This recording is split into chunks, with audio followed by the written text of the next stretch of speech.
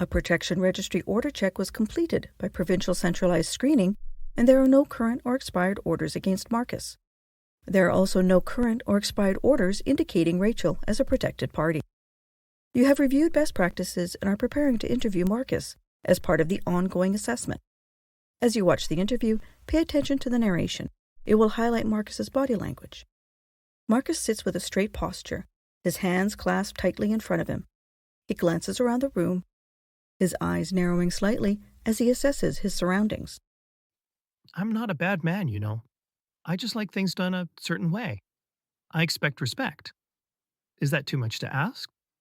My family, they need me to keep things together. Without me, everything would fall apart. Marcus exhales slowly, his shoulders rising and falling as if controlling his breath.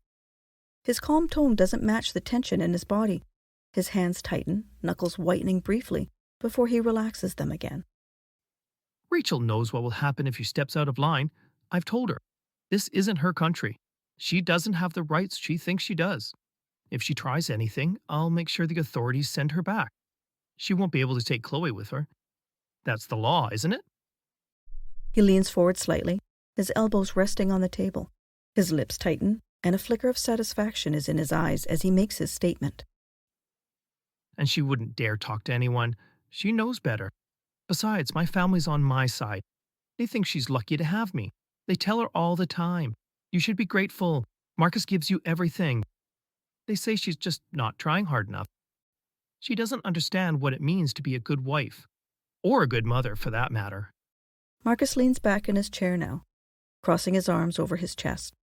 His demeanor shifts slightly. He looks almost reflective, though his tone remains controlled and detached. You know, I grew up in a house where respect was everything. My father, he made sure we understood that. If we didn't listen, we paid for it. That's just the way things were. He didn't put up with weakness, and neither do I. He stops for a moment, his jaw tensing as his eyes flicker downward. He quickly regains his composure, his voice softening again. I'm just teaching Rachel the same lessons. I mean, how else will she learn? It's for her own good. And Chloe, too. She has to see what it means to respect her father.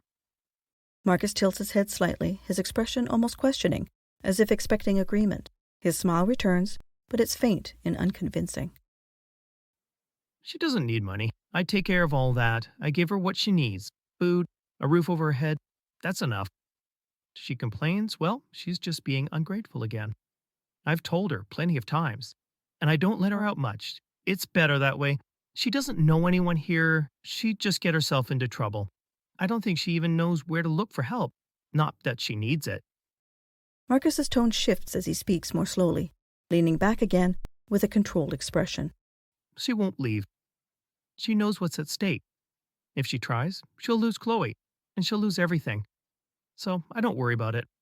She knows her place.